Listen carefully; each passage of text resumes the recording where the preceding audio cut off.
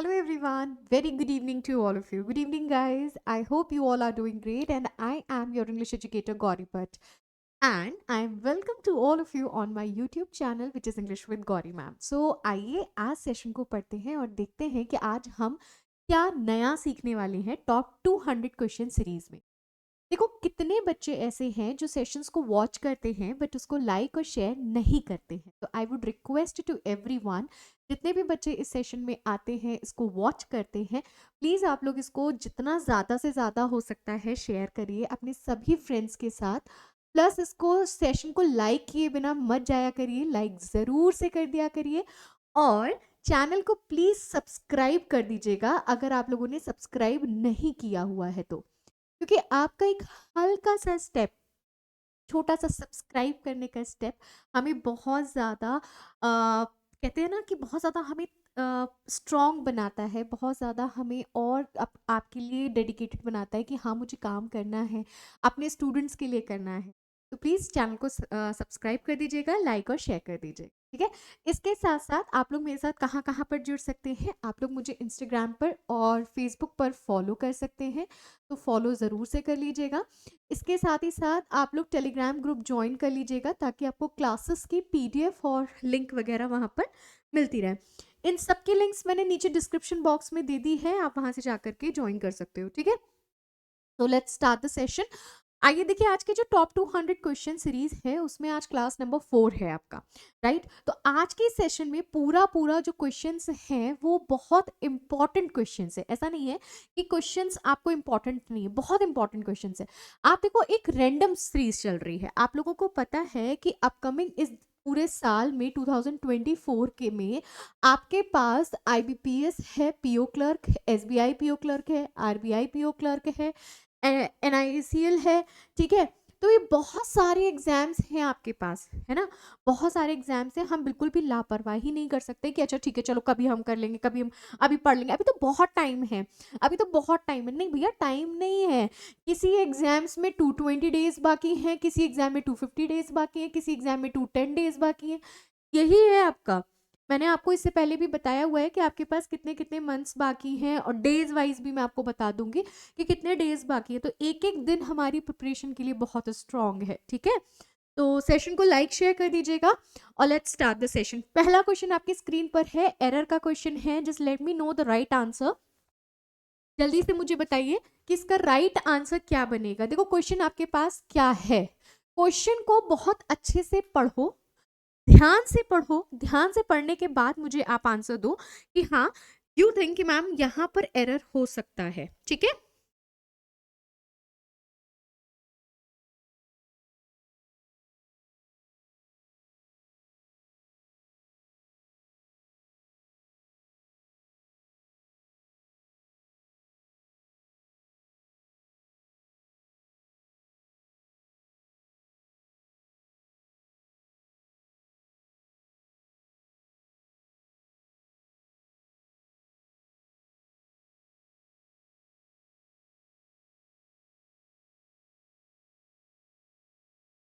जल्दी से बताइए आंसर क्या होगा। क्वेश्चन को ध्यान से पढ़िए और बताइए कि आंसर होगा क्या।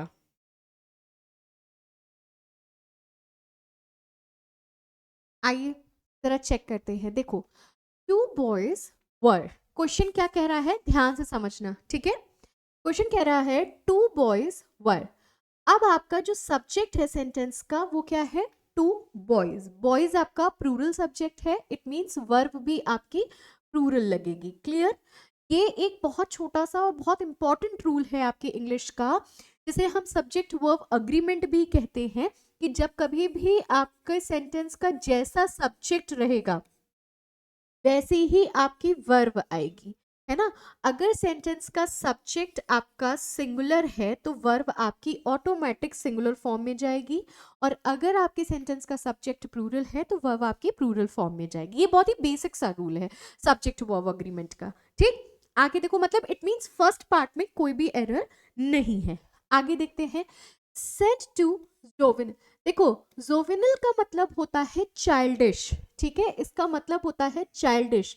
चाइल्डिश बिहेवियर करना और चाइल्डिश चीज़ें करना, या आप एक तरीके से कह सकते हो कि रिलेटेड टू यंग पीपल, ठीक है, चाइल्डिश बिहेव करना और रिलेटेड टू यंग पीपल।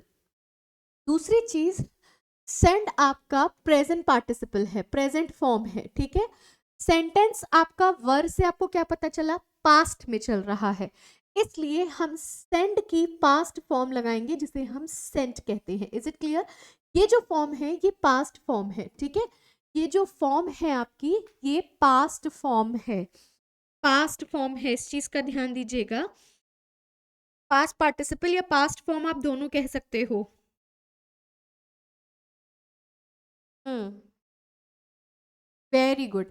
आप यहाँ पे ना इसका मीनिंग लिख लो, नहीं आप कहोगे कि मैम ने मीनिंग नहीं, इमेच्योर भी आप लिख सकते हो कि कोई पर्सन जो इमेच्योर है, इट मीन्स बहुत ही चाइल्डिश बिहेव करता है, ठीक है। तो पता चल गया, सेंट वर्ब की मतलब प्रेजेंट फॉर्म है और पास्ट फॉर्म सेंट होती है, SENT, ठीक है। चलिए सेकंड क्वेश्चन आपकी स्क्रीन पर है, क्वेश्चन को पढ़िए और आंसर बताइए। Annoyed by his parents not agreeing to marriage with his best friend, the boy the boy tried to end his life, or there should be no error। अच्छा question है, बताइए answer क्या होगा। देखो क्वेश्चन क्या कह रहा है, अनॉयड बाय हिज पेरेंट्स, मतलब कि अनॉय किया जा रहा है, उसे परेशान किया जा रहा है, किसके द्वारा, उसके खुद के पेरेंट्स के द्वारा, है ना, बाय हिज पेरेंट्स, ठीक है। Not agreeing to marriage with his best friend, कि वो मतलब अग्री नहीं हो रहे हैं कि वो अपने बेस्ट फ्रेंड से शादी करना चाहता है। The boy try to end his life, लड़के ने कोशिश क्या करी कि खत्म कर देते हैं, हम अपनी जिंदगी को एंड कर देते हैं, ठीक। जब कभी भी आप अनॉयड यूज करोगे, इस चीज का खास ख्याल रखना, जब कभी भी आप कहीं पर भी अनॉयड यूज करेंगे और अगर उसके बाद प्रेपोजिशन आएगा, ठीक है, अगर उसके बाद प्रेपोजिशन आता है तो प्लीज याद रखिएगा कि अनॉयड के साथ हम हमेशा एंड को यूज करते हैं।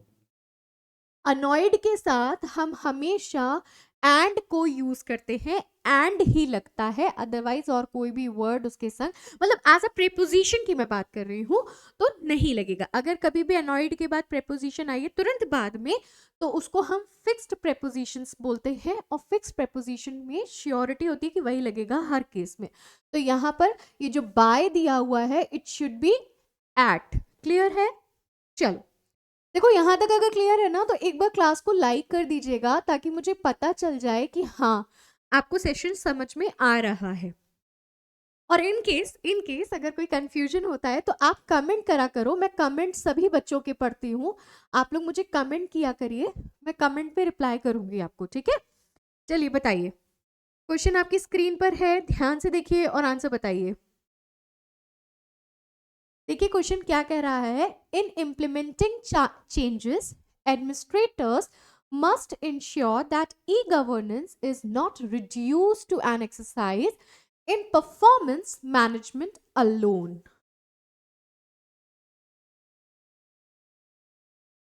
आइए जरा देखते हैं क्या होगा, क्या कहा गया, क्वेश्चन को ध्यान से पढ़ो। इन इम्प्लीमेंटिंग चेंजेस, मतलब इम्प्लीमेंट मतलब होता है चेंज करना, इम्प्लीमेंट करना, किसी नए रूल को इम्प्लीमेंट किया, हमने लागू किया, ठीक है। In implementing changes administrators must ensure that e governance, governance word जो है वो पार्ट ऑफ स्पीच नाउन की है, इज नॉट रिड्यूस नहीं होगा, it should be reduced, it should be reduced. क्यों? क्योंकि दिया गया पूरा का पूरा सेंटेंस पैसिव वॉइस में है, दिया गया सेंटेंस पैसिव वॉइस में है, जिसकी वजह से रिड्यूस की जगह आप रिड्यूस्ड यूज करोगे। समझ में आई बात, हाँ या ना? चलो आगे देखो, नेक्स्ट क्वेश्चन, आंसर बताइए मुझे, यहाँ पर आंसर क्या होगा, what do you think guys, answer क्या बनेगा। अच्छा क्वेश्चन है, ध्यान से पढ़िए और मुझे आंसर बताइए।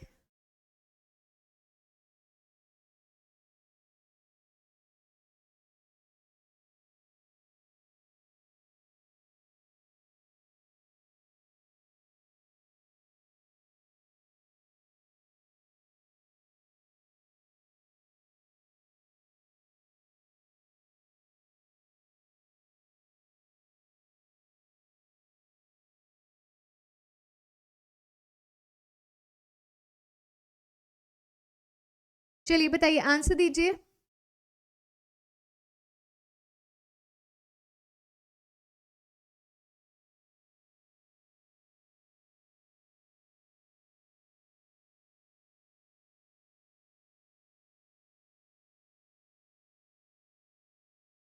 चलिए देखिए क्वेश्चन को क्या कह रहा है क्वेश्चन।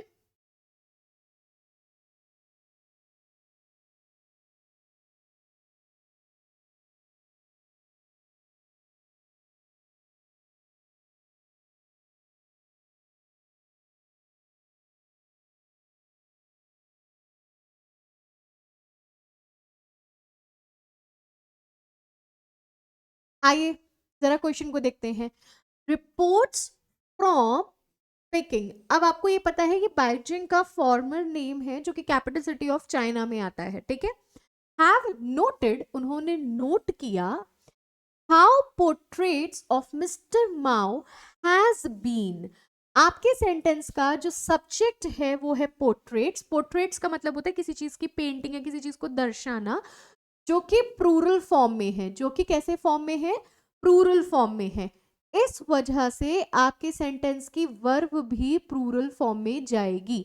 जब कभी भी whenever our subject is in plural form we have to use plural verb with it, or whenever our subject is in singular form then verb should be in singular form, ठीक है।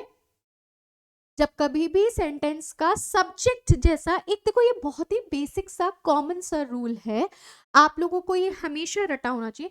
कुछ specifics नियम को आप छोड़ दीजिए, कुछ specifics rules को आप अगर छोड़ दीजिए तो अदरवाइज हर जगह पर यही बोला जाता है कि जैसा सब्जेक्ट वैसी वर्ब।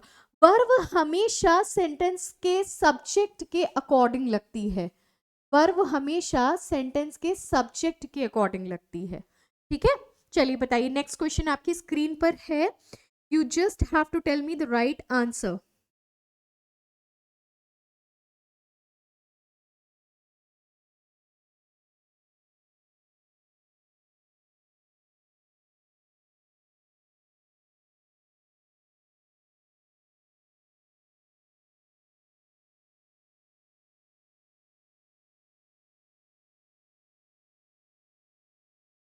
अच्छा, अब इस सेंटेंस में आप देखिए एक बहुत अच्छा रूल दिया है, सेंटेंस में बहुत इंपॉर्टेंट है, ध्यान से पढ़ना, बिल्कुल भी स्किप मत करना सेशन को, बहुत इंपॉर्टेंट रूल है, प्लीज ध्यान से देखिएगा।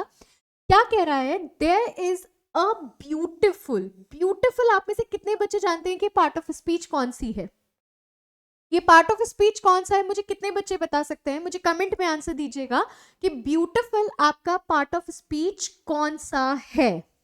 अच्छा, दूसरी चीज, टेम्पल आपका क्या है, पार्ट ऑफ स्पीच नाउन का है, लेकिन ये टेम्पल है कैसा, ये टेम्पल ओल्ड है, इट मींस ये इसकी विशेषता है, ये इसको हाईलाइट कर रहा है, तो ये एग्जेक्टिव हो गया और ब्यूटीफुल भी आपका एग्जेक्टिव हो गया।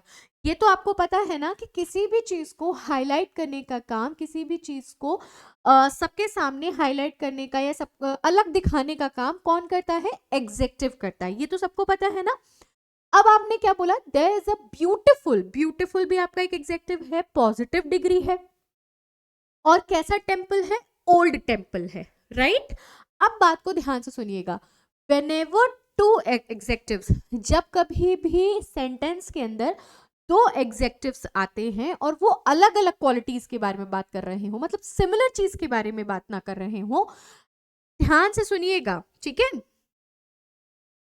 जब कभी भी दो सब्जेक्ट सेंटेंस में आते हैं और वो किसी भी सिमिलर चीज के बारे में बात ना करके अलग अलग चीजों को डिस्क्राइब करते हैं, डिस्क्राइब सिमिलर चीज को नहीं करते हैं, तो ऐसे कंडीशन पर उनको एंड से जोड़ा नहीं जाता है। क्लियर हुई बात, एंड से जोड़ा नहीं जाएगा। whenever whenever two adjectives do not describe similar things, जब कभी भी दो सब्जेक्ट सेंटेंस में आकर के एज एन एग्जेक्टिव, सॉरी, जब कभी भी दो एग्जेक्टिव सेंटेंस में आकर के do not describe similar things, same चीज को डिस्क्राइब नहीं करते हैं, ऐसी कंडीशन पे उनके संग एंड नहीं लगेगा। बात समझ में आ गई? क्यों? क्योंकि हम क्या जानते हैं कि एंड एक एज अ कंजंक्शन, एंड आपका क्या है, कंजंक्शन है।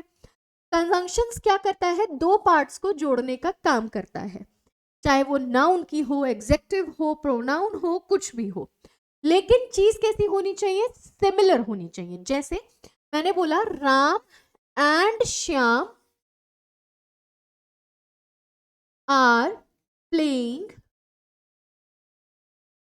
इन the ground, Ram and Shyam are playing in the ground. It means क्या है, ये दोनों लोग खेलने का काम कर रहे हैं, तो काम सेम हो रहा है ना।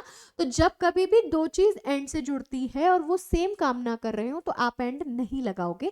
सेम विद गोज एग्जेक्टिव, अगर दो एग्जेक्टिव एक साथ जुड़ रहे हैं और दोनों सिमिलर चीज के बारे में डिस्कशन नहीं कर रहे हैं तो आप एंड नहीं लगाएंगे, यहां से एंड रिमूव होगा। क्लियर है, क्लियर है। चलो आगे देखो, बहुत अच्छा रूल है ये, बहुत ही अच्छा रूल है। आंसर बताइए।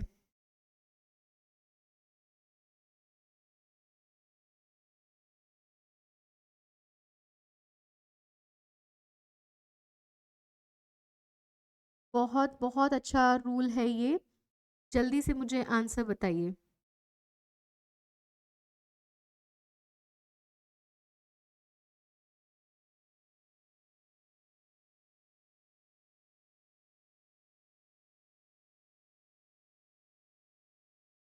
एक चीज ध्यान रखना, जब कभी भी आपके पास नंबर ऑफ आता है, ठीक है, या फिर अ लार्ज नंबर ऑफ आता है, ठीक है, नंबर ऑफ आता है, अ लार्ज नंबर ऑफ आता है, या फिर सिर्फ लार्ज नंबर ऑफ आता है, ठीक है, इनमें से कोई भी चीज आती है, याद रखना ये अपने साथ हमेशा नाउन या प्रोनाउन जो भी होगा वो प्लूरल लेंगे, प्लस इनके साथ वर्ब भी आपकी प्लूरल लगती है, ठीक है, इनके साथ वर्ब भी आपकी प्लूरल लगती है। लेकिन जो दा नंबर वाला कॉन्सेप्ट होता है, दा नंबर में नाउन तो प्लूरल लगती है लेकिन वर्ब सिंगुलर लगता है, ठीक है। तो देखो क्या कह रहा है, a large number of applicants, applicants आपका सेंटेंस का सब्जेक्ट है जो कि प्लूरल है, तो वर्ब भी आपकी प्लूरल जाएगी, have applied for the job in the banking sector, ठीक है। क्लियर हुआ ना ये पार्ट, कि मैंने आपको क्या बोला, जब कभी भी सेंटेंस में नंबर ऑफ आ जाएगा या अ लार्ज नंबर ऑफ आ जाएगा या फिर लार्ज नंबर ऑफ आ जाएगा, इन तीनों की कंडीशन पे दिया गया नाउन या प्रोनाउन प्लूरल होगा, वर्ब भी आपकी प्लूरल होगी, ये श्योर है। अगर लेकिन लेकिन अगर आपके पास द नंबर ऑफ का सीन आता है, ठीक है, अगर आपके पास द नंबर ऑफ का सेक्शन आता है तो याद रखिएगा जो नाउन दिया गया होगा वो तो प्लूरल होगा, ठीक है, लेकिन बेटा वर्ब जो होगी ना इसकी वो सिंगुलर होगी। ये वाला जो रूल है, इस रूल को मैंने डिटेल में आपको सुबह 11 बजे वाली क्लास में पढ़ाया है, 11 AM पर। अगर आप में से कोई भी ऐसा है जिसने वो क्लास नहीं देखी है, 80 रूल्स ऑफ ग्रामर की क्लास, तो वो जाकर के सुबह 11 बजे वाली क्लास है, लिंक नीचे डिस्क्रिप्शन बॉक्स में दी हुई है, जाके देख करके पढ़ लेना। ये रूल मैंने बहुत डिटेल में बताया, एग्जाम में इससे क्वेश्चन आता ही आता है, ठीक है। चलो अभी यहां तक का सेक्शन क्लियर है ना, चलो आगे बढ़ते हैं। Next question on your screen, tell me the right answer. जल्दी से मुझे बता दो आंसर क्या होगा।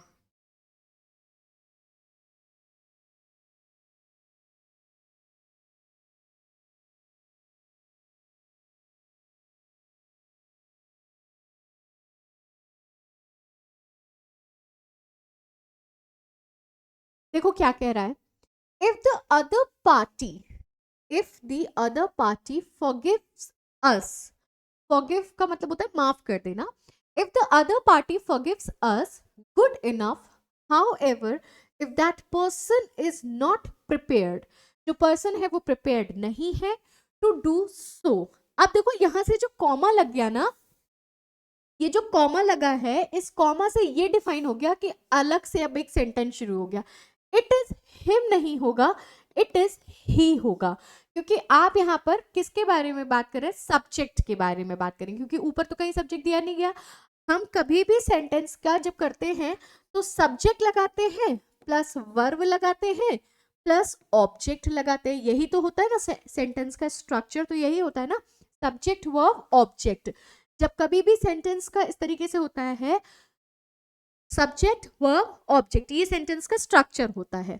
जब अभी इट इज से शुरू हुआ है तो आप, ये तो आपका सब्जेक्ट हुआ ना, तो आप ही यूज करोगे, हिम यूज नहीं करोगे।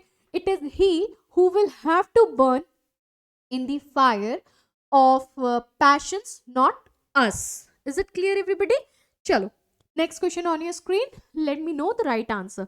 कमेंट करते चलिएगा, लाइक और शेयर भी कर देना यार, ऐसा मत करो, मतलब बिल्कुल है ना, गंदी वाली बात मत करो भाई।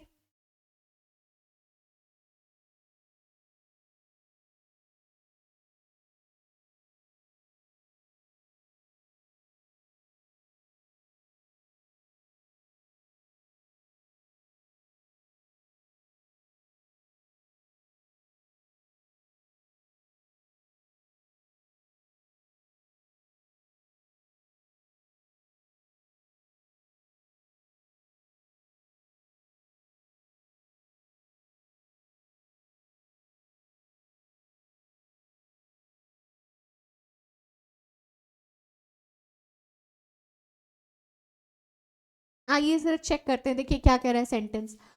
मोर कोविड वैक्सीन्स, वैक्सीन्स आपका कैसा है, प्लूरल है ना, तो आपने वर्ब प्लूरल लगाइए, ठीक है। More COVID vaccines have been delivered in 10 months, 10 months के अंदर बहुत सारे कोविड की जो वैक्सीन्स हैं उनको डिलीवर किया जा चुका है, ठीक है।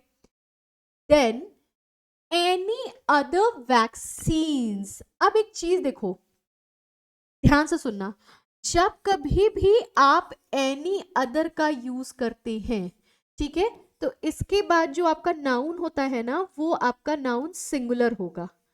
बात क्लियर हुई ना? और अगर आप कभी भी ऑल अदर का यूज करते हैं तो दिए गए सेंटेंस की नाउन प्लूरल होती है। दिए गए सेंटेंस की नाउन कैसी होती है बेटा? प्लूरल होती है। क्लियर? अब बात को ध्यान से सुनना, बहुत इंपॉर्टेंट रूल है। एनी अदर की कंडीशन पे नाउन सिंगुलर होगी, ऑल अदर की कंडीशन पे नाउन प्लूरल होगी, ठीक। आप इस सेंटेंस को चाहे तो आप यहां से वैक्सीन को वैक्सीन भी कर सकते हैं, बट अगर आपने यहां पर वैक्सीन को वैक्सीन कर दिया तो ये पूरा सेंटेंस गलत हो जाएगा, क्योंकि ऊपर ऑलरेडी वैक्सीन दिया हुआ है, तो हम वैक्सीन चेंज नहीं कर सकते, इसलिए हम एनी की जगह ऑल कर देंगे, ऑल अदर हो जाएगा। बात समझ में आ गई? हम चाहते तो सेंटेंस को बहुत ध्यान से समझना, मैं आपको क्या समझाने की कोशिश कर रही हूँ, क्योंकि यहाँ पे जो ये वैक्सीन वर्ड दिया हुआ है ये ऑलरेडी प्लूरल दिया हुआ है, ठीक। अगर आप ये एनी अदर वाली कंडीशन फॉलो करते तो आपको नाउन सिंगुलर करना पड़ता है यहाँ पर, ठीक। अगर आप यहाँ पे नाउन सिंगुलर करते बेटा तो आपको यहाँ पे भी करना पड़ता, तो दो दो जगह आप एरर फाइंड कर नहीं सकते, इस वजह से हमने एनी को ऑल में चेंज कर दिया और एक एरर हुआ। क्लियर? चलो आगे बताओ, आगे बताइए, एरर बताइए।